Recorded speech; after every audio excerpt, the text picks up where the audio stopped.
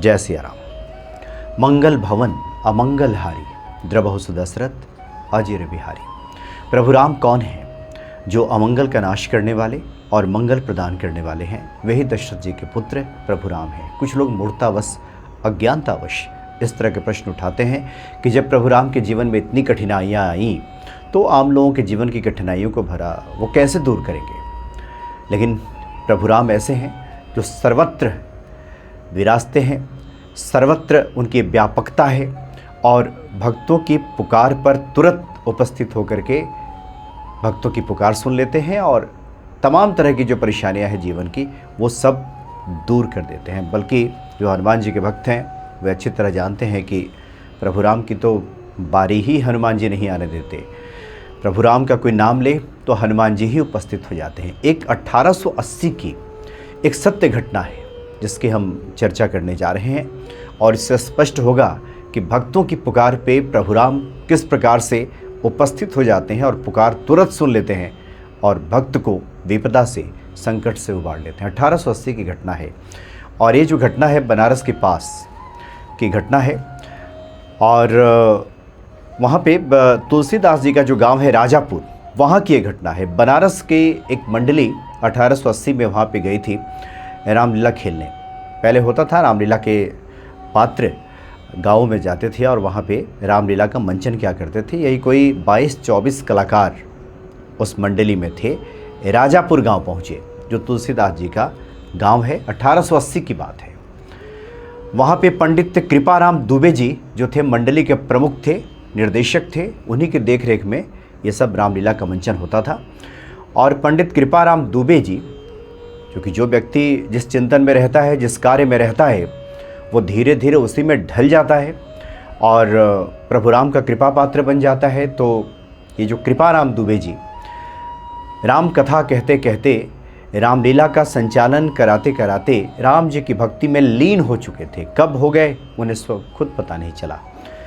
तो 1880 में जब राजापुर गांव ये सभी पहुँचे तो वहाँ पे फौजदार शर्मा थे उसी मंडली में जो कि साज सज्जा का काम देखते थे कि धनुष किस प्रकार का होगा, गदा कैसी होगी, तमाम तरह की जो साज सज्जा कलाकारों की होनी चाहिए, पूरा मेकअप से लेकर के प्रत्येक सामान की व्यवस्था का काम जो था वो फौजदार शर्मा के हाथ में था।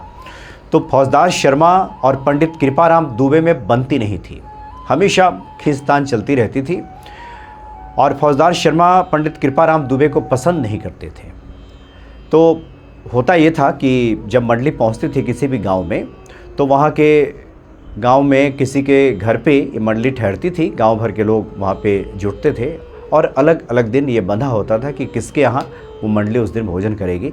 तो एक व्यक्ति के यहाँ जब ये मंडली वहाँ ठहरी थी तो दिन में रिहर्सल चलता था और रात में रामलीला का मंचन हुआ करता था। पूरे दिन सब कलाकार रिहर्सल किया करते थे और रात में मंचन करते थे।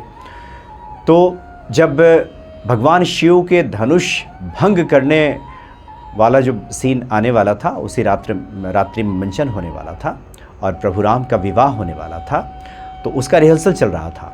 तो पंडित कृपाराम दुबे ने फौजदार शर्मा से कहा, जो सब धनुष वगैरह की व्यवस्था करते थे, कि देखिए इस बार थोड़ा धनुष उतना भारी मत बनवाइएगा। पिछली बार हम लोग रामलीला कर रहे थे तो ये धनुष तोड़ने में बड़ी दिक्कत हो गई थी, क्योंकि राम के जो पात्र हैं, जो व्यक्ति राम का पात्र निभाते हैं, वो 17 साल के हैं और उनसे मुश्किल हो गई थी। पिछली बार हम लोग रामलीला कर रहे थे तो इसलिए अब ऐसा कीजिएगा कि हल्का रखिएगा धनुष को कि आसानी से टूट जाए और हम लोग हंसी के पात्र ना बने, क्योंकि हम लोग को तो मंचन करना है और रात्रि में ही ये मंचन होना है।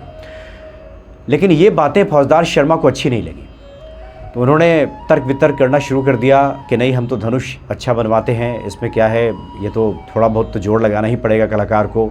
ऐसा कैसा होगा कि फूल की तरह धनुष बना दिया जाए, तो फिर वो रखेंगे कैसे। तमाम तरह के तर्क वितर्क बहस होती रही। अब फौजदार शर्मा ने ठान लिया कि हम इसका बदला लेंगे और वो कहीं से जा कर के उसी दिन एक लोहे की रॉड की व्यवस्था किए, कहीं से ढूंढ के लाए फौजदार शर्मा और लुहार के पास गए और वहाँ उसको धनुष के आकार का बनवा दिया। उस पर कपड़ा लपेट दिया, उसको साज सज्जा से सजा दिया पूरा, उसमें डोरी वगैरह लगा करके उसको धनुष तैयार कर दिया, यानी लोहे का धनुष तैयार करा दिया। अब सोचिए, रात्रि में मंचन होना है, प्रभु राम को धनुष भंग करना है रामलीला में और लोहे का धनुष बना करके रख दिया गया। बिल्कुल ये सच्ची घटना है 1880 की। लोहे का धनुष बना करके रख दिया। अब किसी को पता चला नहीं। वहाँ मंच पे, चूँकि यही प्रसंग चलना था, मंच पे जहाँ पे धनुष रखने की जगह थी वहीं पे जा कर के ये धनुष रख दिया फौजदार शर्मा ने। उसके बाद जब रामलीला का मंचन शुरू हुआ तो जब ये प्रसंग आया कि सभी राजा उठ करके गए और धनुष को प्रणाम किया, किसी से धनुष उठा नहीं। उसके बाद प्रभु राम की बारी आई तो जैसे ही पंडित कृपाराम दुबे ने हारमोनियम पे स्वर दिया और कहा कि उठाऊ राम भंजऊ भव चापा, मेटहु तात जनक परितापा, तो इस श्लोक के गाते ही प्रभु राम का जो पात्र निभा रहे थे, जो कलाकार, वो उठ करके चले और धनुष के पास पहुँचे और धनुष को उन्होंने हाथ लगाया तो लगा कि यह धनुष भारी है। वो समझ गए कि ये धनुष तो टूटेगा नहीं, क्योंकि ये भारी है, कुछ और ये है। ये बिल्कुल बताया गया था कि हल्का बनाने के लिए, और ये तो बहुत भारी है। तो प्रभु राम का पात्र निभाने वाले कलाकार ने बहुत ही कातर दृष्टि से पंडित कृपाराम दुबे जी को देखा और इशारों में बता दिया कि यह धनुष टूटने वाला नहीं है, यह तो बहुत भारी धनुष है। अब पंडित कृपाराम दुबे इस बात को समझ गए कि दाल में कुछ काला है। ज़रूर फौजदार शर्मा ने बदला लेने की सोची है, लेकिन अब तो इज्जत का सवाल है। इस मंडली के प्रमुख वही हैं। हजारों लोग रात्रि में बैठे हुए हैं, पेट्रोमैक्स की लाइट जल रही है और सब लोग इस दृश्य को देखने के लिए उतावले हुए जा रहे हैं कि कब भगवान शिव का धनुष प्रभु राम तोड़ेंगे और सीता जी के साथ विवाह होगा। इतनी बड़ी संख्या में लोग आकर के यहाँ बैठे हैं और ये धनुष तो टूटेगा नहीं, क्योंकि कलाकार ने जो इशारा दिया है उससे लग रहा है कि ये तो उठाना ही मुश्किल है, तो टूटना तो बहुत दूर की बात है। बहुत परेशान हो गए पंडित जी, लेकिन आखिर क्या करते, कोई रास्ता नहीं था। अब किसी से सहयोग मांगने का भी समय नहीं, किसी से कोई मदद नहीं मांगी जा सकती थी, ना संसार से ना किसी से। अब एक मेव सहारा प्रभु राम का ही था। अब इस मुश्किल स्थिति से ये जो प्रतिष्ठा जाने वाली बात आ गई थी, इससे प्रभु राम ही उबार सकते थे, बाकी कोई दूसरा नहीं। अब किसको पुकारें, तो उन्होंने मन ही मन हनुमान जी से प्रार्थना की कि इस विकट परिस्थिति से मुझे बचाइए, क्योंकि अगर ये धनुष राम के पात्र जो बने हैं उन्होंने उठाया, नहीं टूटा, तो फिर जग हंसाई हो जाएगी। और सबसे बड़ी बात है, ये जो कलाकार आए हैं इनकी प्रतिष्ठा की तो बात है ही, लेकिन जो व्यक्ति बैठ कर के रामलीला देखता है वो रामलीला और नाटक और ये मंचन चल रहा है इस भाव से नहीं देखता। उसे तो साक्षात राम के दर्शन होते हैं। उसे तो लगता है कि साक्षात यहाँ प्रभु राम अपना चरित्र निभा रहे हैं। इसलिए प्रतिष्ठा तो राम की भी जुड़ी हुई है। इस भाव से उन्होंने हनुमान जी को पुकारा, प्रभु राम को पुकारा कि इस मुश्किल स्थिति से आप निकालिए। आँख बंद कर लिए और उसके बाद रामचरितमानस की जो चौपाइयाँ हैं, हालांकि वहाँ पे राम को धनुष तोड़ना था, लेकिन वो राम जी का गुणगान करने लगे, उन चौपाइयों का गुणगान करने लगे। और जो लोग वहाँ बैठे थे, जो लोग देख रहे थे, पंडित जी तो भाव विभोर थे। उन्होंने बाद में बताया कि ऐसा लगा जैसे हारमोनियम का जो स्वर है उसमें दिव्य स्वर आ गया हो। जो नगाड़ा बज रहा था, आम दिनों में जो नगाड़े की आवाज़ होती थी वो आवाज़ उस नगाड़े की नहीं थी, बल्कि ऐसे लग रहा था कि जैसे कोई दिव्य स्वर गूंजने लगा है और चारों तरफ ये जो स्वर है गुंजायमान हो रहा है। कोई कुछ समझ नहीं पा रहा था, यहाँ तक कि पेट्रोमैक्स की जो लाइट थी वो लाइट भी बढ़ने लगी थी और चारों तरफ उजाला फैल गया था।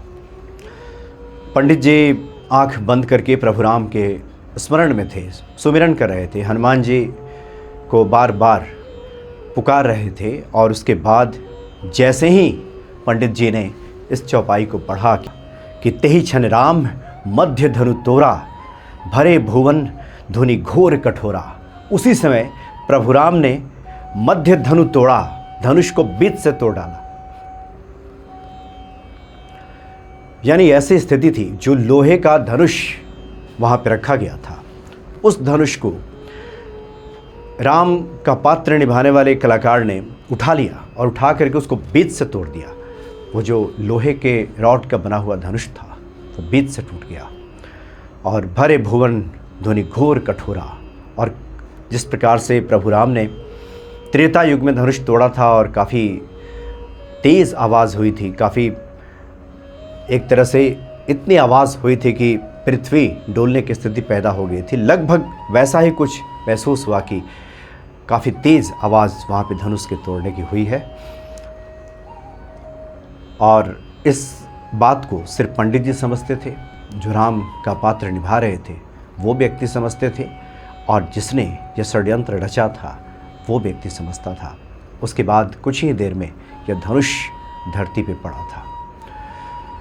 चारों तरफ से जयकारा होने लगी, प्रभु राम की जय।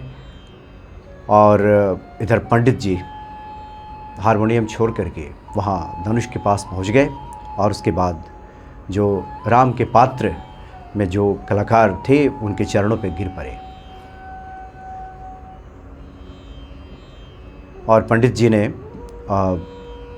जी की आंखों से आंसू बह चले, और उन्होंने वहीं पे प्रभु राम का धन्यवाद दिया और कहा कि आज आपने मेरी लाज बचा ली, और साक्षात आज आप इस कलाकार के भीतर जो राम का पात्र निभा रहे थे आप उसमें उतर पड़े और भक्त की लाज बचा ली।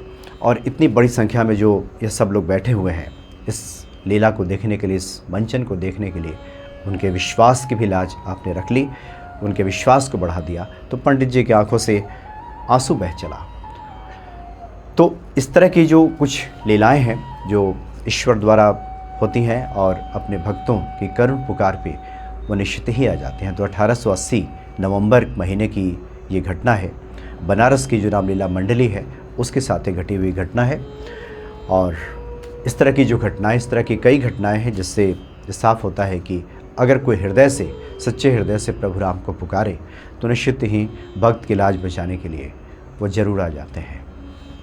जय सिया राम।